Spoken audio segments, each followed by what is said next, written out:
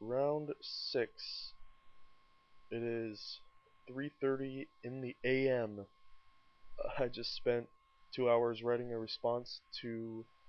forum response to the rebuttal article from my piece last week.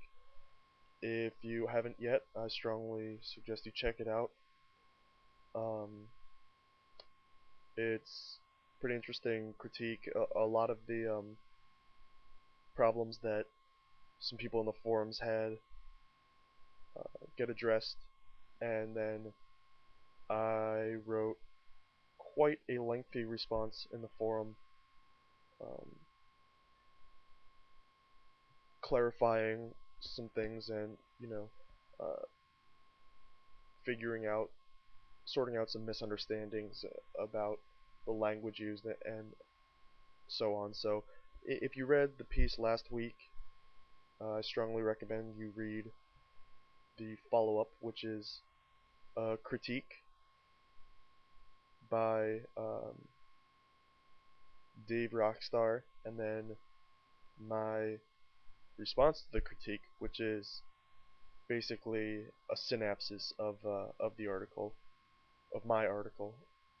But anyway, back to what you came here for. This round we're up against a rogue blue, white, green Eldrazi deck.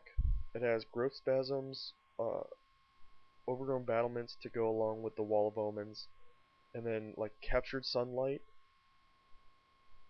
Yeah, so it's like a weird control deck um, that has the end game of Eldrazi. This is a really slow hand, but keepable. Lead with a basic because the fetch lands are too important.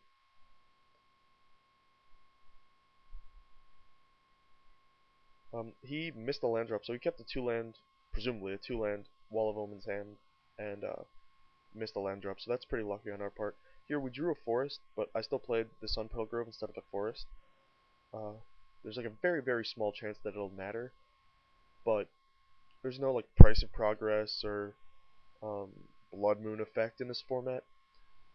So the only thing that could matter is, and also I'm not running out of white anytime soon, so that's not a problem. The only potential problem is running out of basics with fetches. If the game goes super, super, super, super, super, super long, and our draws are both really awkward, like I said, it's very unlikely. But in a similar circumstance where it's slightly more likely, somebody might make that mistake and it ends up mattering. So the basic is better off in your hand because you can Jace and Brainstorm and put it back and then fetch it out if you're out of basics.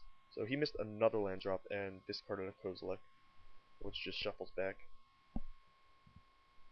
Elspeth is gonna take a Rhino to the air.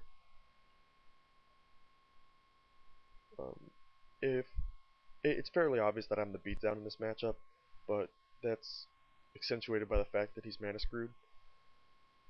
He did draw Forest for Growth Spasm, so now he's almost back up to par. It's pointless to play the Warmuck there because it's just going to run to the wall, whereas with this fetch land, the Knight becomes a 4/4, so it can get through. Capture Sunlight into path hits the Knight anyway. Here again, playing the Warmonk would just run into the wall over and over. So getting colonnade damage in there is more relevant. Time Warp, and then I think he scoops here. Captures Sunlights first, which I don't know what outs he thought he had, but I guess he's just making me kill him, which is the correct thing to do. Alright, time to go to game 2.